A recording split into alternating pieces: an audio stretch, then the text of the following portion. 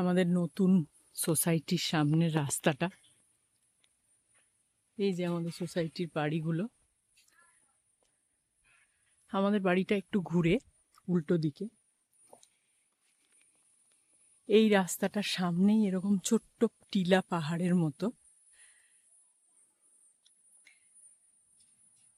আগেও আমাদের যে সোসাইটিটায় ছিলাম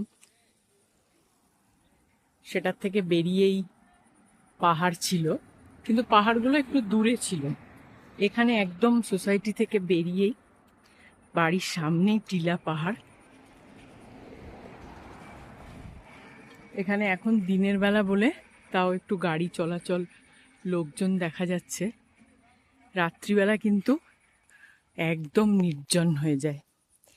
আর এখানে আগের দিনই আমরা, যেহেতু এখানটা ছোট্ট টিলা পাহাড়ের মতো রয়েছে এবং মানে বেশ নিরিবিলি, লোকজন কম, সেই জন্য এখানে কিন্তু টার্কি, তারপরে কয়োটে, তারপরে আরও সব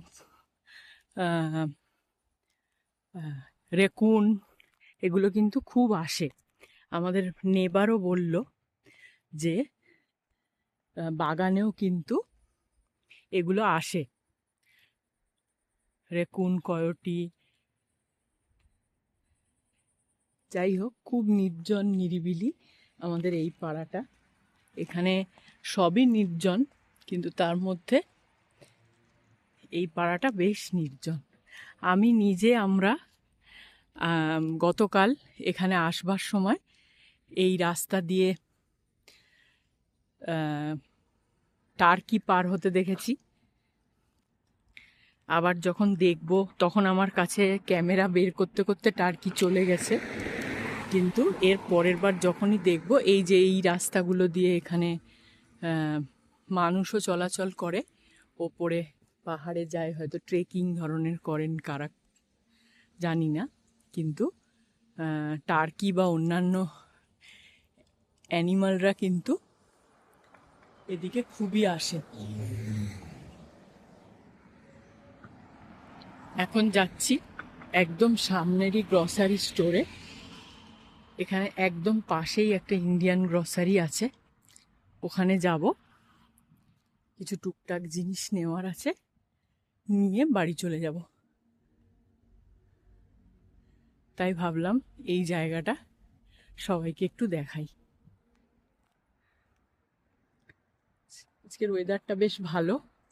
আরও একটা জিনিস লক্ষ্য করেছি, আমাদের আগের পাড়ার থেকে এই দিকটা কিন্তু ঠান্ডা আরো বেশি, নির্জন বলেই বোধহয়।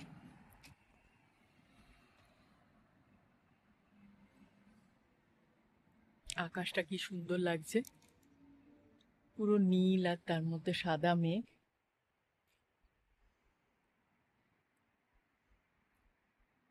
এই যে দোকানগুলো সব,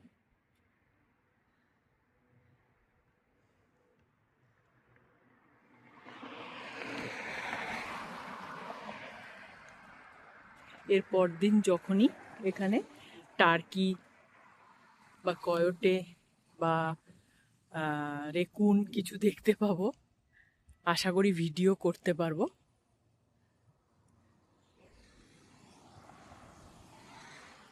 আজকের জন্য এটুকুই। বন্ধুরা ভালো থাকবেন, আবার পরের একটা ছোট্ট ভিডিওতে দেখা হবে।